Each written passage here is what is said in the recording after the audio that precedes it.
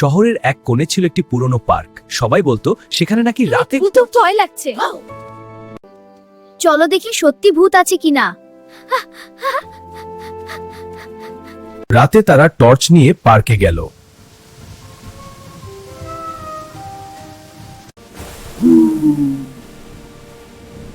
কি হলো? কি হলো দেখেছিস? টুকু, আমি ভয় পাচ্ছি।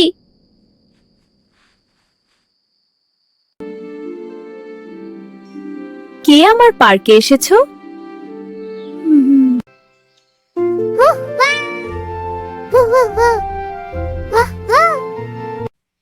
হঠাৎ টুকু টর্চের আলো ফেলতেই দেখা গেল ওটা আসলে ভূত নয়।